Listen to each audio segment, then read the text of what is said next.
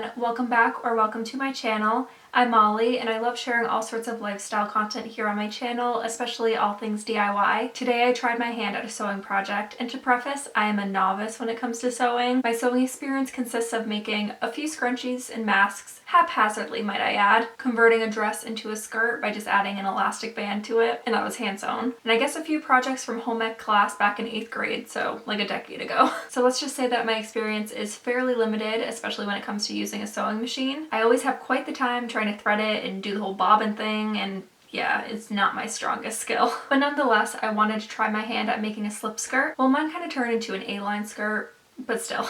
This style has been pretty trendy over the last couple of years, and I've seen leopard print grow in popularity this fall. I saw a skirt from J. Crew that I really liked, but it was like $100. But with $40 of fabric and a bit of time, I ended up making my own version. And that's what I'm gonna walk you through. First and foremost, time for some tea.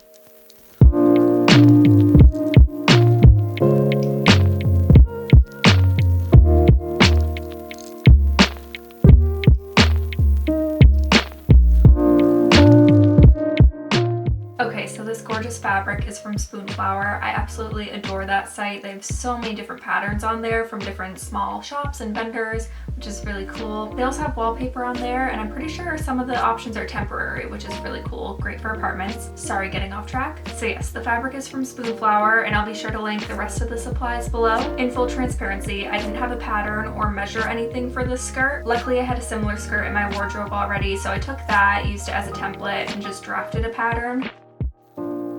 Essentially, I just traced around the skirt about 3/4 to an inch away from the actual edge of the skirt to allow for seam allowance.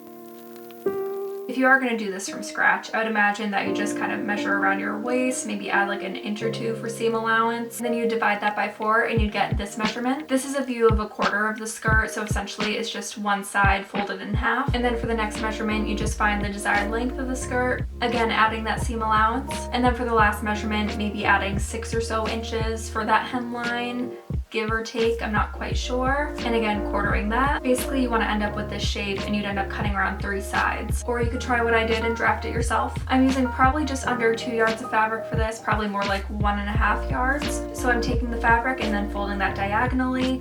This is the method for a bias cut, which seems to make fabric fall a little bit nicer on. I'd recommend ironing or steaming the fabric first. I did not because I was too lazy. Oops. Still turned out okay. Now to pin the pattern down, that is made of printer paper and paper tape.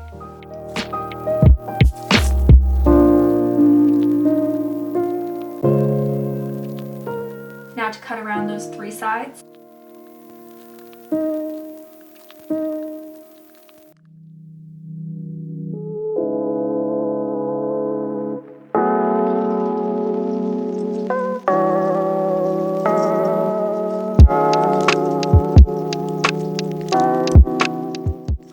Piece cut out, I'm now laying that on the fabric and cutting around it. With the 2 pattern sides together and the sides pinned, time to take it to my sewing machine. I asked my mom for advice on using the sewing machine because I'm so bad at it and can never make a straight line, and she reminded me to use the edge of the fabric as my reference to keep it straight and to let the machine do the work. The fabric will keep kind of feeding through and you're just steering, and it's okay to start slow.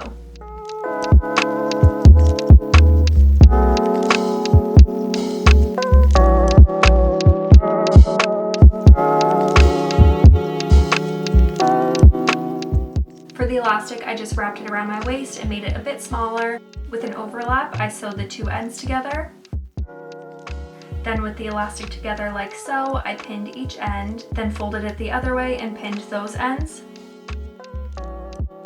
This should make 4 points equally spaced. Then I'm just pinning the elastic and the fabric together, making sure the fabric is on top like so at those same 4 points. As I run that through the machine, I'm making sure to stretch the elastic a lot to sew down the fabric, as that measurement is larger than the elastic itself.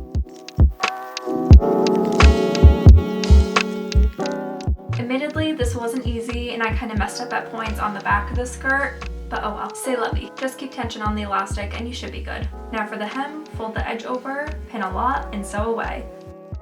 I recommend folding the edge over twice as that will prevent fraying. I was trying to avoid shortening the skirt anymore, so that's why I did the hem like this.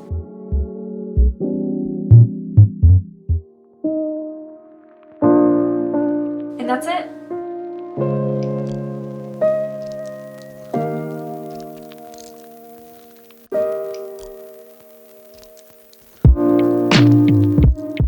This project took about an hour to do, but granted, I was kind of fumbling my way through just trying to figure out how to make a viable piece of clothing. So if you're more proficient than myself, then this is hopefully a pretty quick project for you. But yeah, I hope this tutorial made sense, and if you're a beginner, don't shy away from this project. I'm a beginner too, and look what I made.